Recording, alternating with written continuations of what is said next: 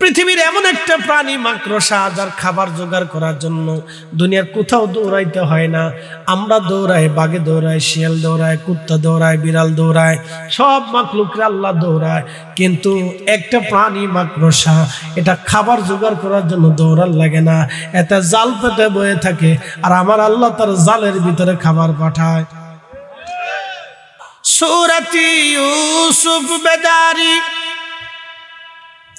হিকমতে লুকমা lemma করিয়ে কুরআন কারি I দিল সাদে lemma.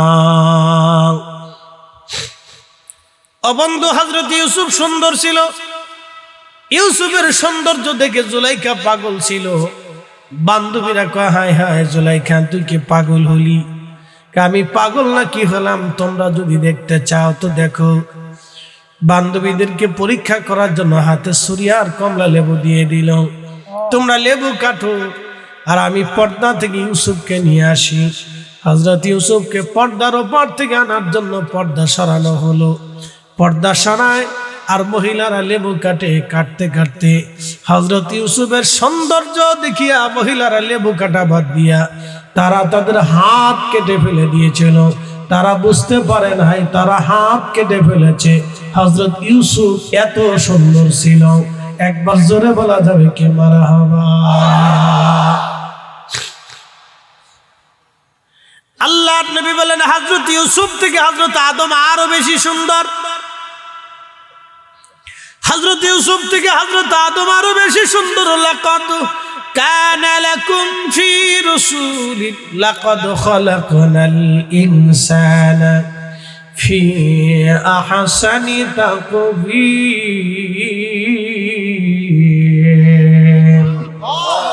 আমি মানুষকে সুন্দর অবয়ব দিয়ে সৃষ্টি করেছি, চমৎকার অবয়ব দিয়ে আমি মানব জাতিকে সৃষ্টি করলাম। মানুষের মতো এত সুন্দর অবয়ব আল্লাহ কাউকে দেয় নাই, এত সুন্দর করে ঠোঁট আল্লাহ কারো জাতির বানাই নাই,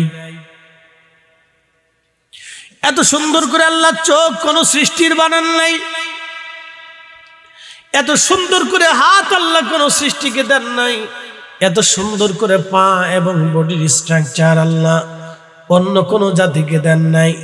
চোখ টানা টানা বানাইলেন, চোখের উপর ভুরু দিলেন, আবার কপালের উপরে জুলফি দিয়ে দিলেন। কোন মানুষের চুল যদি কেটে ফেলা হয়, কপালের জুলফি কাটিয়া মোজদারি কেটে যদি তারে ছেড়ে দেওয়া হয় তো কেমন দেখা যাবে? মনে হবে মানুষ আসে না, এই যেন একটা ভূত আসছে। কথা ঠিক আছে না? মহিলাদের লম্বা লম্বা চুল, এটাও তাদের সৌন্দর্য। এখন এই নারীকে যদি হাফ প্যান্ট পরাইয়া, জিন্সের প্যান্ট একটা পরাইয়া, শার্ট গায়ে দেওয়াইয়া, মাথার চুল যদি পুরুষের মতো কাইটা সুন্দর করে বাটাম চালান দিয়া, সেনা কাটিং দিয়া, চশমা একটা লাগাই দিয়ে যদি বেডির রাস্তায় ছেড়ে দেওয়া যায়, তাহলে বেডি হবে না, হয়ে যাবে হিজলা। কথা বলবেন জোরে বলেন।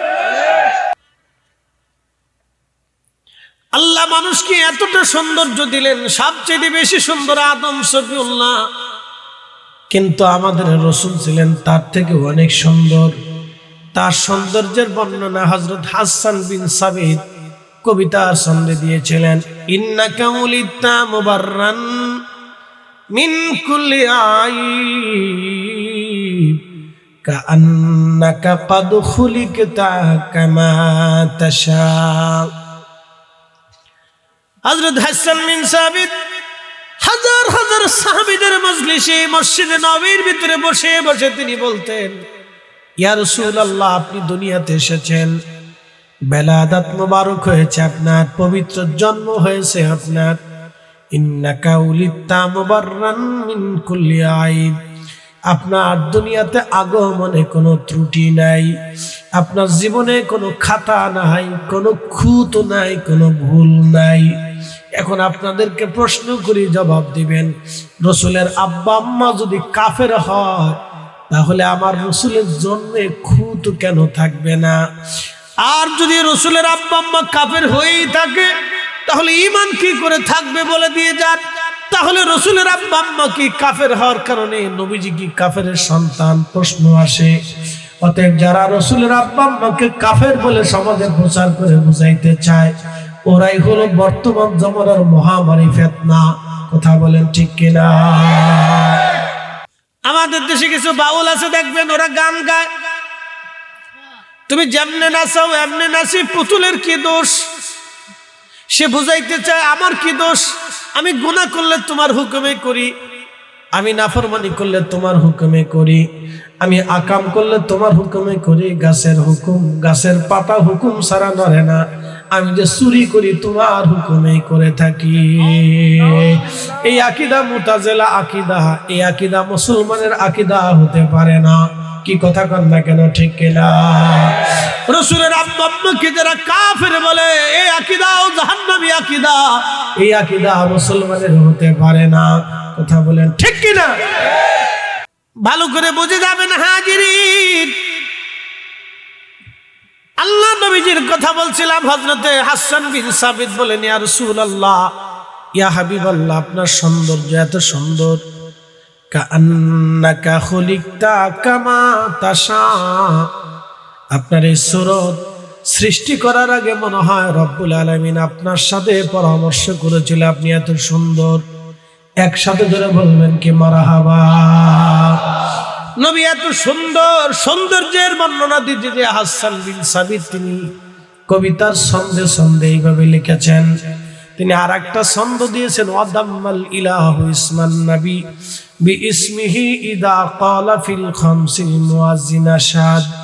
হুজুর, আপনার নামকে আল্লাহ এমন ভাবে সমুন্নত করলেন, প্রতিষ্ঠিত করলেন, আল্লাহর নাম, আপনার নাম, আল্লাহর নামের পরে আপনার নাম এইভাবে তিনি চালু করে দিলেন। প্রত্যেক আজানে মুয়াজ্জিন 5 বার আপনার নামের সাক্ষ্য আজানের ভিতরে দিয়ে দেয়।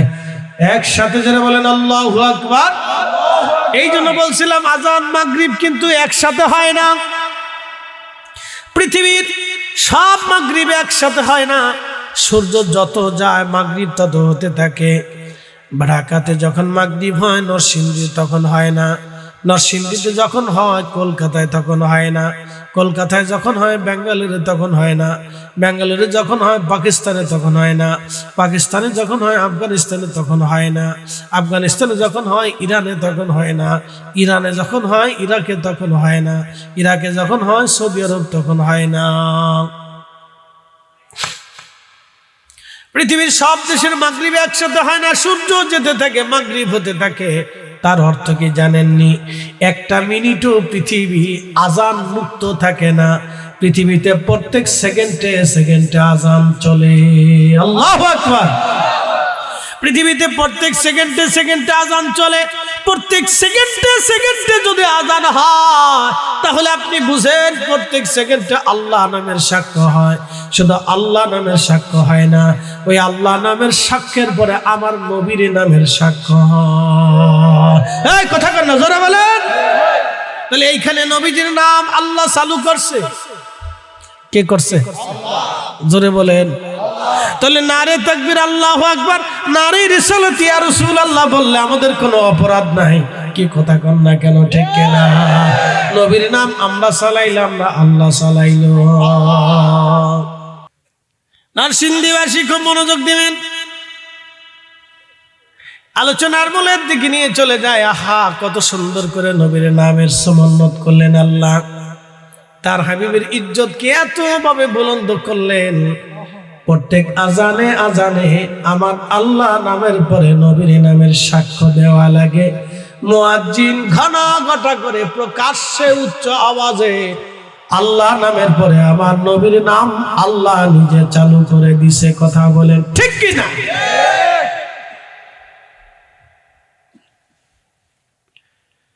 চালু করে দিলেন আমার আল্লাহ, আল্লাহ চালু করে দিলেন।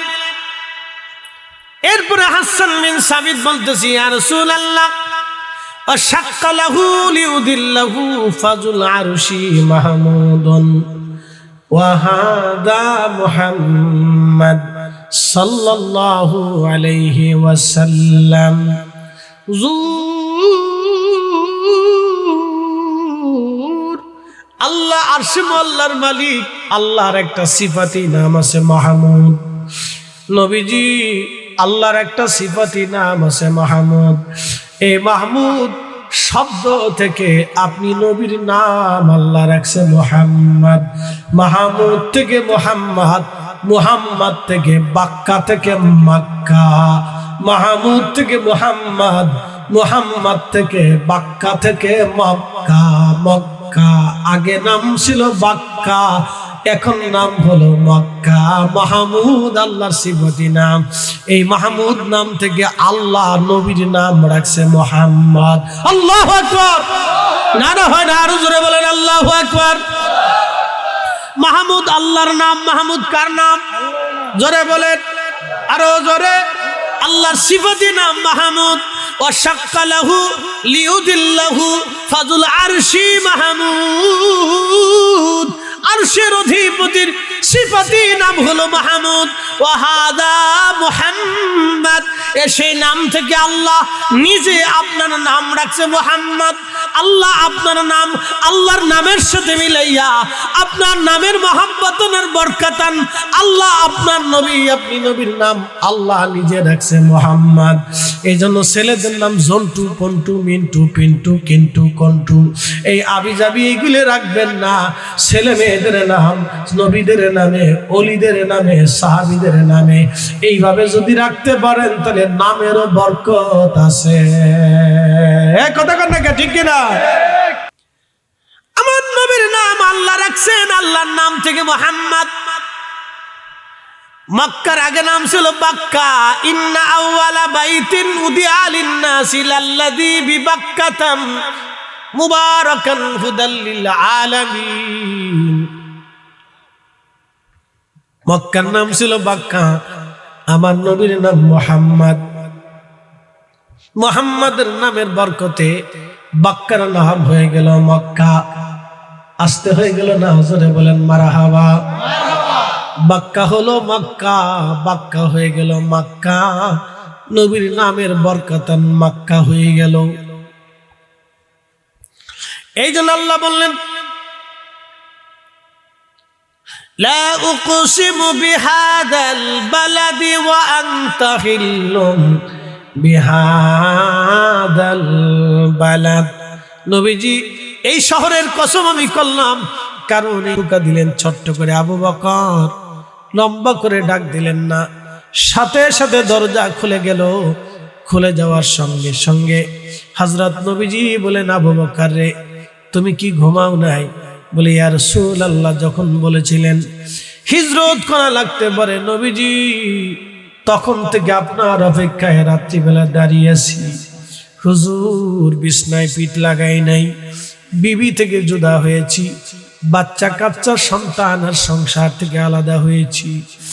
রাতের আধারে ঘরে দরজার সাথে হেলান দিয়ে আপনার অপেক্ষায় আসি। এই বুঝি আপনি আসেন, এই বুঝি আপনি আসেন।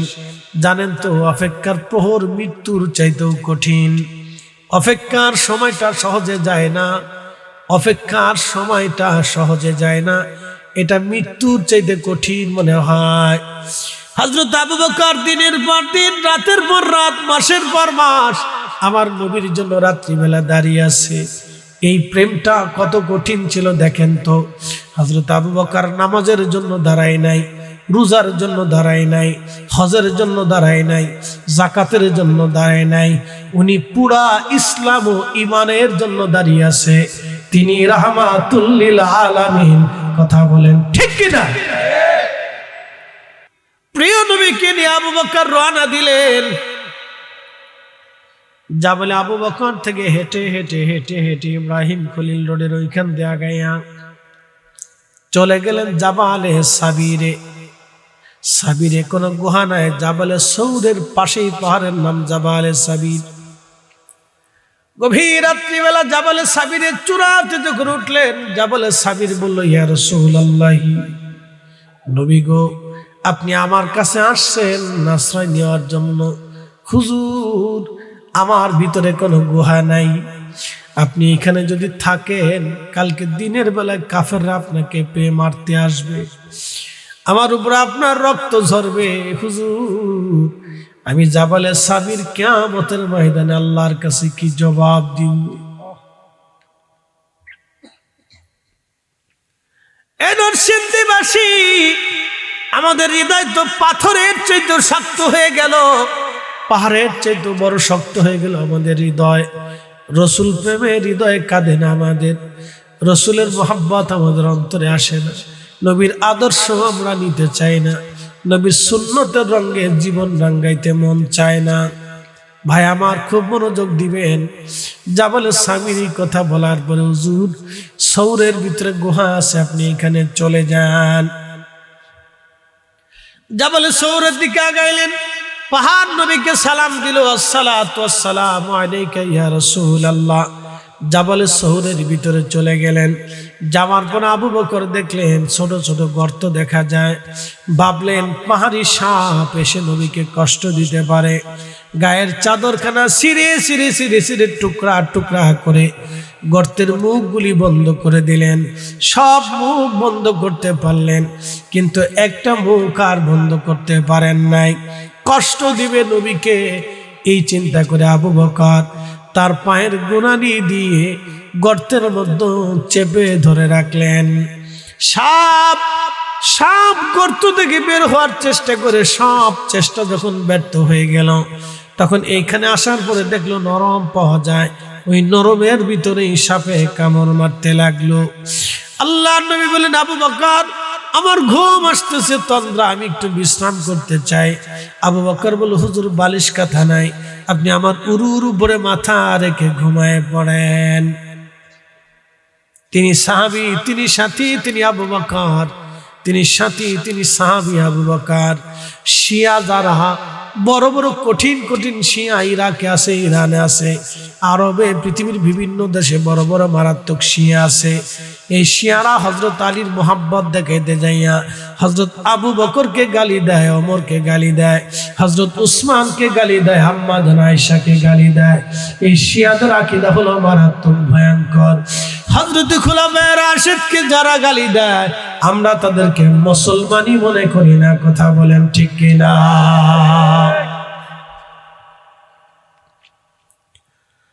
হাজিরিন, ভালো করে শুনে যাবেন মুসলমান আমার। হযরত আবু বকর সিদ্দিক রাদিয়াল্লাহু তাআলা আনহুর প্রেমের কথা বলতেছি। নবীজি ঘুমিয়ে পড়েছেন, সাপ বারে বারে কামড় দেয়, বিষের যন্ত্রণায় চোখ বেয়ে পানি আসলো, কথা বলে না, শব্দ করে না, নবীর কষ্ট হবে। নবীকে ঘুম থেকে যদি জাগায় নবীর কষ্ট হবে। চোখের পানি এসে হযরত আবু বকর চোখের পানি এসে নবীজির বদন মোবারকে পড়ল। ঘুম ভেঙে গেল নবীজির। আবু বকর কি জন্য তুমি কাঁদো? সন্তানের মায়া লাগছেনি, পরিবারের মহব্বত লাগছেনি গো আবু বকর? হুজুর পরিবারের মায়া লাগে নাই, পরিবার ছেড়ে দিয়ে চলে আসছি, দুনিয়া ছেড়ে দিয়ে চলে আসছি, আপনার সাথী হওয়ার জন্য পৃথিবীর এক মাস ছেড়ে দিয়ে চলে আসছি।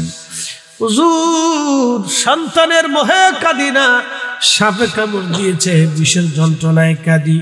আবু বকর রে, আগে কেন বলো নাই তোমারে সাপে কামড়িয়েছে? বলে, হুজুর যদি বলি ঘুমে ব্যাঘাত হবে, কষ্ট হবে। আমি আমার কষ্টটাকে চেপে ধরে রাখার চেষ্টা করেছিলাম, কিন্তু বিষের যন্ত্রণা এত বেশি, চেপে রাখতে পারি নাই। নবী বলেন, কোথায় বলো তো? পৃথিবীর এমন মেডিসিন নবীজির জমানে ছিল, আস্তে করে লালা মোবারক লাগানোর সাথে সাথে পাহাড়ি বিষাক্ত সাপের বিষ সাথে সাথে পানির মতো হয়ে গেল। একবার আওয়াজ তুলে বলা যাবে কি আল্লাহু আকবার? নবীজির পবিত্র লালা লাগে, সাপের বিষ পানি হয়।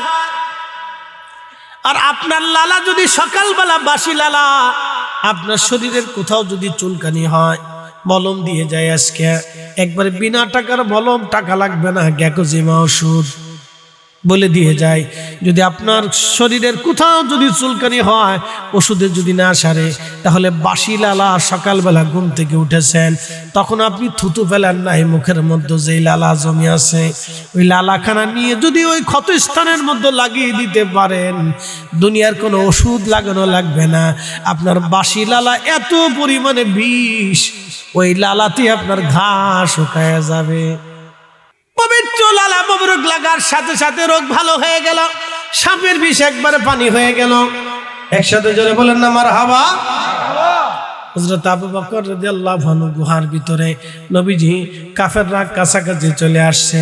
আল্লাহ কবুতর পাঠাইলেন, কবুতর যায় গুহার সামনে তুমি ডিম পারো, বাসা বানাও। মাকড়সারা বলেন মাকড়সা জাল বানাও। এই কবুতর সেই কবুতর যেই কবুতরে ডিম পেড়েছিল নবীকে পাহারা দেওয়ার জন্য। কবুতরের বংশের পূর্বপুরুষ একটা কবুতরে ডিম পাড়ার কারণে, বাসা বানার কারণে, নবীকে পাহারা দেওয়ার কারণে সব কবুতরের তকদির খুলে গেল, ভাগ্য খুলে গেল।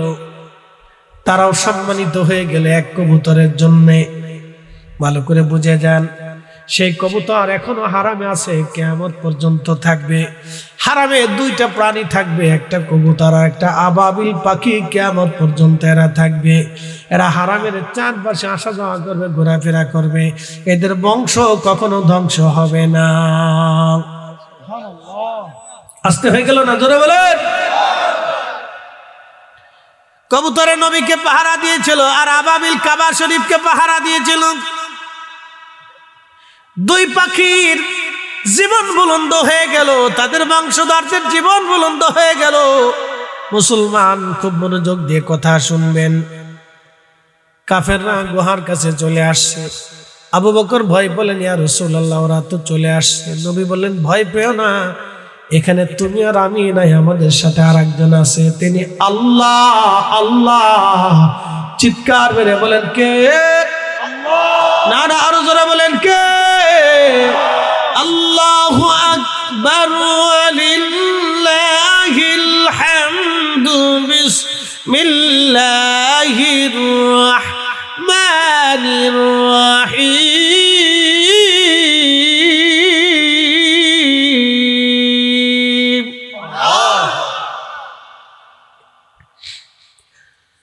হাসবুনাল্লাহু ওয়া নি'মাল ওয়াকিল। নি'মাল মাওলা ওয়া নি'মান নাসীর।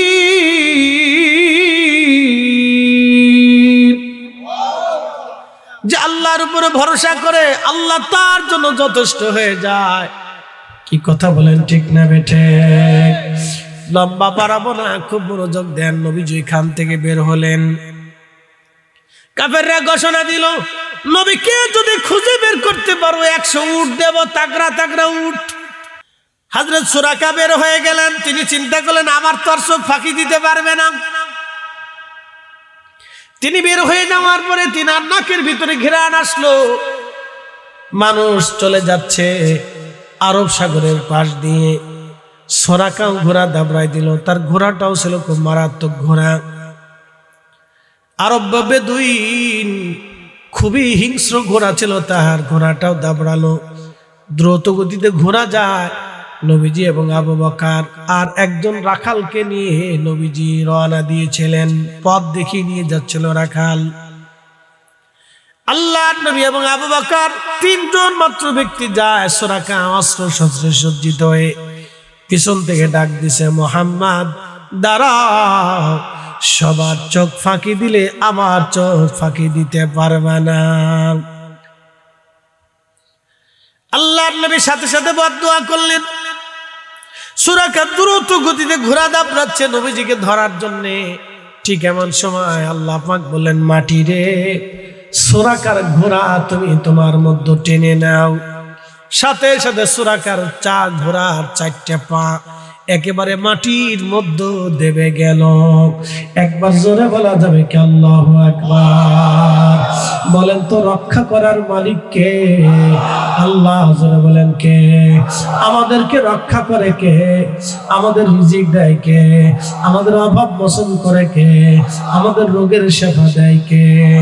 এদেশের পানিতে ভেজাল, দুধে ভেজাল, চালি ভেজাল, ডালি ভেজাল, তেলে ভেজাল, ফলে ভেজাল, খাবারে ভেজাল, শিশুদের খাবারে ভেজাল, বিস্কিটে ভেজাল, এখানে ভেজাল, সেখানে ভেজাল। পারলে ডাবের ভিতরে ইনজেকশন মারে, কলাই ইনজেকশন, কলাই ফরমালিন মারে, পেঁপের ভিতরে ইনজেকশন দেয়, আনারসে ইনজেকশন দেয়, ফলে ফরমালিন দেয়, আমের গাছের ভিতরে ফরমালিন স্প্রে করে মাইরে দেয়। কত কঠিন! কাল কালকে প্রতিবেদনে দেখলাম 3.5 কোটি মানুষ কিডনি রোগে আক্রান্ত, এখানেও 2-1 থাকতে পারে। সুন্দর ফুল সুন্দর ফল মিঠা নদীর পানি, খোদা তোমার মেহেরবানি, খোদা তোমার মেহেরবানি। সুন্দর ফুল সুন্দর ফল মিঠা নদীর পানি, খোদা তোমার মেহেরবানি। তুমি কতই দিলে রতন, ভাই বাড়াদার পুত্র সজন, খুদা পেলে অন্ন যোগাও, মানি চাই না মানি, খুদা তোমার মেহেরবানি। সুন্দর ফুল সুন্দর ফল মিঠা নদীর পানি, খুদা তোমার মেহেরবানি। আল্লাহুম্মা সাল্লি আলা, আহা মাশাআল্লাহ, আল্লাহু আকবার। ওয়া আলা আলি সাইয়্যিদিনা।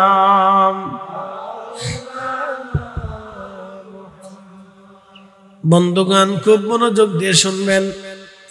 আল্লাহর নবী সাহাবীদেরকে বলে, সাহাবীরা রে, সূর্যটা যেতে যেতে যেতে যেতে আল্লাহর আরশে মুআল্লার নিচে যায়, আল্লাহকে সেজদা দেয়। সুবহানাল্লাহ বলবেন না?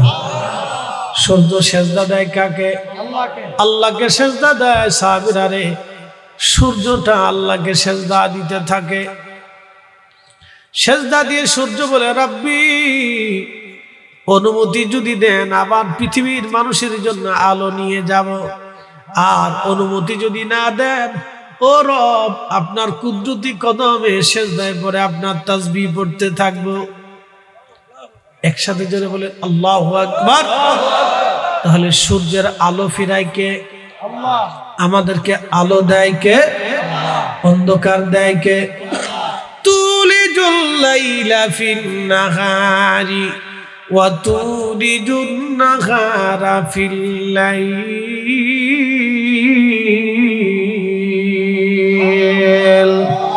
আল্লাহ বলেন, তুলিজুল লাইলা ফিন নাহারি ওয়া তুলিজুন নাহারা ফিল লাইল। আমি দিন থেকে রাত বের করি, রাত্র থেকে আমি আল্লাহ দিন বের করে নিয়ে আসি, রাত্র থেকে দিন, দিন থেকে রাত আমি আল্লাহ আবর্তন বিবর্তন করাই। বন্ধু আমার, সূর্যটা সেজদার মধ্যে পড়ে কয়, রাব্বি অনুমতি যদি দেন তাহলে আলো ফিরে নিয়ে যাব। আল্লাহ রাসূল বলেন, সাহাবীরা রে, আল্লাহ রাব্বুল আলামিন সূর্যটাকে অনুমতি দেয়, তখন সূর্যটা আবার আলো নিয়ে ফিরে আসে, নির্দিষ্ট সময়ে আসে। তাও নির্দিষ্ট সময়ে সূর্য আসবে, আল্লাহর দেওয়া নির্দিষ্ট টাইমে সূর্য চলে আসে। আল্লাহর নির্দিষ্ট সীমার বাহিরে সূর্য যায় না। কি কথা কন না কেন? ঠিক কিনা? আমরা ফজরের ওয়াক্তের নির্দিষ্টতা থাকে না, কিন্তু সূর্য ঠিকই নির্দিষ্ট টাইমে আলো নিয়ে ফিরে আসে। আমাদের দেশে সব মুয়াজ্জিন কি এক টাইমে আজান দিতে পারে? না। অনেকের ঘুম আসতে দেরি হয়ে যায় না? অনেকের দেরি হয়ে যায়, অনেক সময় হতেই পারে, মানুষ তো ঘুমায় পড়ছে, 5 মিনিটের দেরি হয়, 10 মিনিটের দেরি হয়ে যায়, 10 মিনিটের দেরি হয়ে যায়, তো হতে পারে এরকম হয়ে যায়। কিন্তু সূর্যের কি 10 মিনিট দেরি হয় যে আল্লাহ আজকে ঘুমায় পড়ছিলাম উঠতে পারিনি? সূর্য কিন্তু নির্দিষ্ট হুকুম আল্লাহর পালন করে, কিন্তু আমরা মানুষ আল্লাহর হুকুম ঠিক মতো পালন করতে পারি না। কথা বুঝে যাবেন। সূর্য কিন্তু নির্দিষ্ট টাইমে আকাশে উদিত হয়, আবার নির্দিষ্ট সময় ডুবে যায়। আমরাই শুধুমাত্র মানব জাতি নির্দিষ্ট টাইমেও আল্লাহকে সেজদা দিতে পারি না। নামাজের উত্তর ডাইন বাম হয়ে যায়, আগে পিছিয়ে হয়ে যায়। তো মনোযোগ দেন। রাসূল কারীমের দরবারে হযরত আব্বাস রাদিয়াল্লাহু আনহু আসছে, আয়েশা বলতেছি, ইয়া রাসূলুল্লাহ, একটা দৃশ্য দেখে কালেমা পড়তে আমাকে মন উদ্বুদ্ধ করেছে। আমি কি বলবো সেই দৃশ্যটা? নবীজি বললেন, চাচা যান বলেন তো কি দেখেছিলেন? বলে, হুজুর আপনি তখন ছোট্ট, দোলনার ভিতরে, আমি আপনাকে দেখতে আসছি। আব্বাস রাদিয়াল্লাহু আনহু কিন্তু রাসূলের থেকে 2 বছরের বড়, চাচা ভাতিজা 2 বছরের ছোট। আরবরা তো অধিক বিয়ে করে, বুঝছেন, এখনো বিয়ে করে, এক একজনের 15টা 20টা 25টা 30টা বউ। আমি চিন্তা করি, মানুষ না এটা গরু না ছাগল না কি, এত বউ দিয়ে মানুষ কি করে? হ্যাঁ, বেডিরাও কেমনে এত বড় বিয়ে, বেটার বিয়ে করতে দেয়? আমরা দেশের বেডির হলে তো যুদ্ধ লাগাই দিত, বিশ্বযুদ্ধ হইতো। বাপরে বাপ, যুদ্ধ কারে করে? বিশ্বযুদ্ধ। আমরা দেশের বেডিরা মরে যাবো তো এটা মানত না, না জীবনও মানত না। আপনি যত বড় পীর সাহ বলবে, ও দেড়টাই পীরে কামেল হলো চিনি না। এদেশের পীরে কামেলরা শুধু মহিলাদের কাছে পীরে কামেল, নিজের স্ত্রীর কাছে পীরে কামেল হইতে পারেন। হ্যাঁ, সবার কাছে পীরে কামেল, কিন্তু ঘরের বউটাই পীরে কামেল মানে না। আপনি কত বড় হুজুর আমি জানি।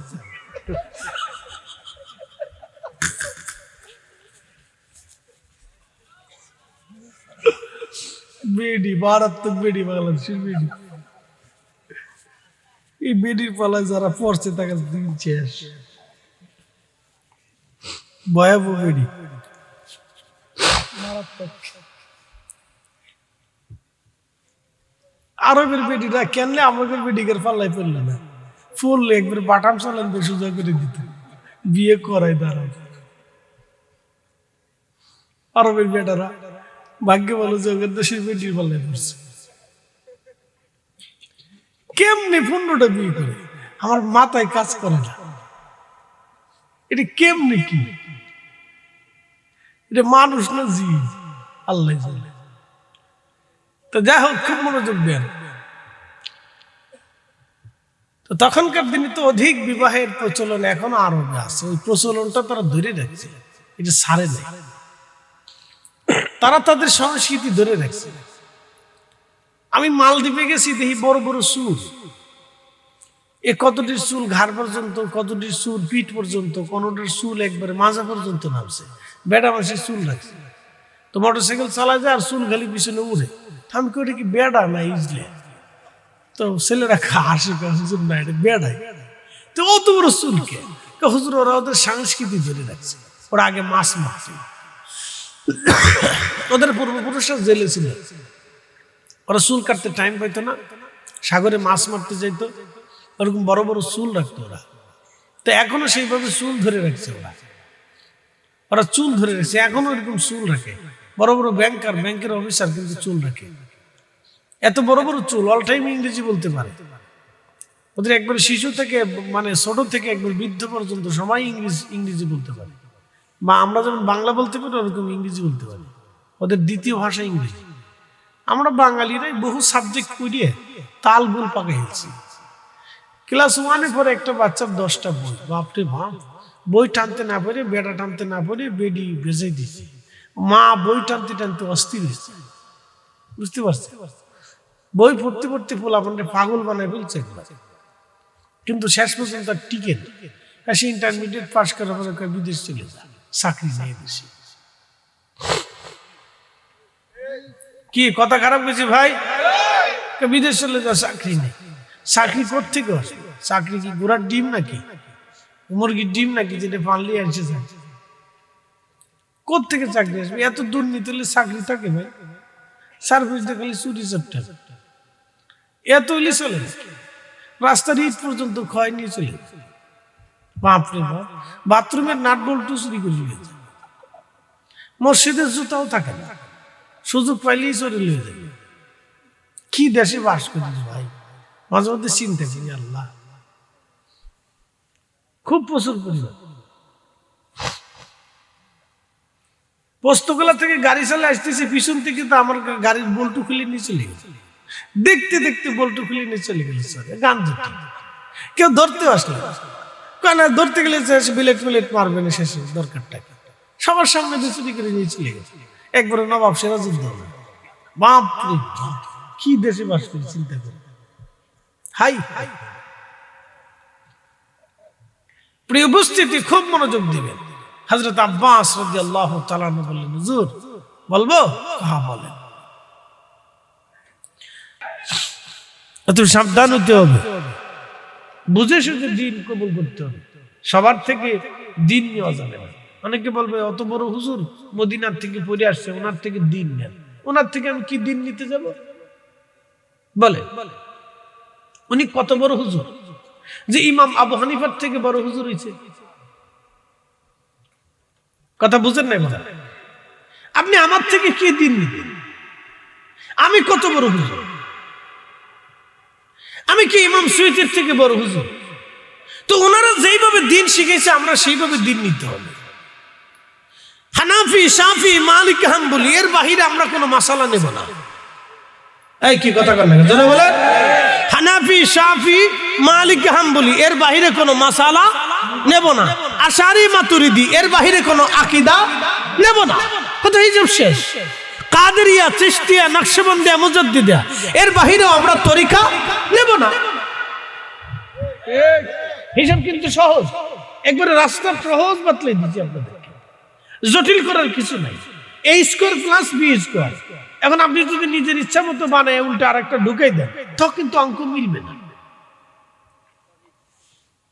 অঙ্ক কিন্তু মিলবে না। এ মুসলমান ভালো করে শুনে যাবেন,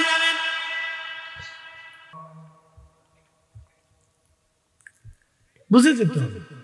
বুঝেছেন? হিসাব সহজ করে দিল। এক সেকেন্ড তো আজান মুক্ত থাকে না পৃথিবী, পৃথিবী এক সেকেন্ড তো আজান মুক্ত থাকে না, আর এক সেকেন্ড তো আল্লাহ নামের পরে রাসূল নামের সাক্ষ্য বন্ধ থাকে না। এইজন্য হাসান বিন সাবিত বলেন, আদাম্মাল ইলাহু ইসমান নবী বিসমিহি ইযা ক্বালা ফিল খামসিল মুয়াজ্জিন, মুয়াজ্জিন আশহাদ, মুয়াজ্জিন পাঁচ ওয়াক্ত আযানে আপনি নবীর নামের সাক্ষ্য দি, আল্লাহ চালু করে দি, আপনার নামের জিকিরকে আল্লাহ চালু করে রাখছে। চিৎকার মেরে বলবেন না ইয়া রাসূলুল্লাহ? আমরা ইয়া রাসূলুল্লাহ স্লোগান দিলে বেদাতি হয়ে গেছি। কি আশ্চর্য! নরসিংদীবাসী ভালো করে শুনে যাবেন। না গাজীপুর করছে তো ঠিক আছে, গাজীপুর তো ডরে কোন দিক গেল। সৈয়দনগর সর পিতাম্বরদী, আচ্ছা এই নাম কোথা থেকে এসেছিল? সংস্কৃতির নাম নাকি? সর পিতাম্বরদী। আচ্ছা যা, আমি ওই লালমনিহাটে গেছি, এক জায়গার নাম হলো হাতিবান্ধা। হাতিবান্ধা থানার বাজারের নাম হচ্ছে গুতামারি।